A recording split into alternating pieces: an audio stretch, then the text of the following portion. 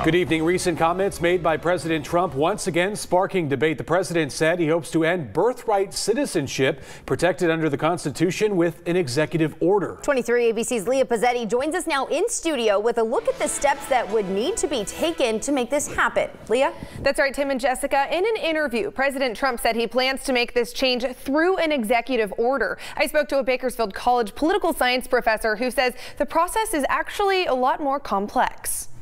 In an interview for an HBO documentary series that debuts November 4th on HBO, President Trump shared his goal of ending birthright citizenship. Now, how ridiculous. We're the only country in the world where a person comes in, has a baby, and the baby is essentially a citizen of the United States for 85 years with all of those benefits.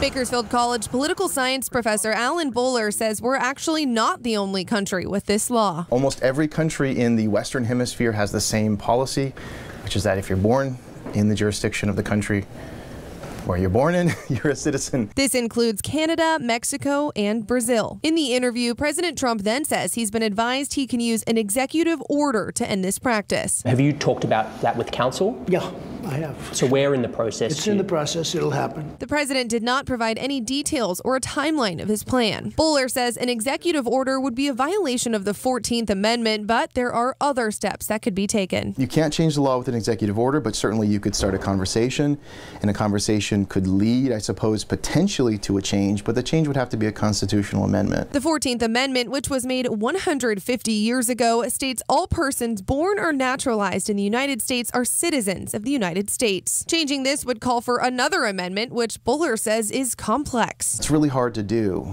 and I would put the chances of it happening right now, not at zero. I would never say anything is at zero, but close to zero. At least for the foreseeable future, we would need some big change. In the 231 years since the Constitution was written, 27 amendments have passed. It's a very long process, very rare, and very difficult. Making an amendment would need a 2/3 vote from the House of Representatives and a 2/3 vote from the Senate. Then 38 out of the 50 states would have to agree to ratify. It's not easy, and it's not meant to be. But the hope is that, it makes it so that these principles that we have are there to protect us, no matter the changing winds of any particular majority.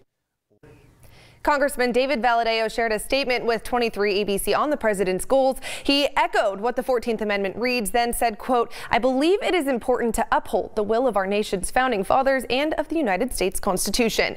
We also reached out to Congressman Kevin McCarthy for a response, but have not heard back yet. In studio, Leah Pizzetti, 23 ABC. Leah, thanks.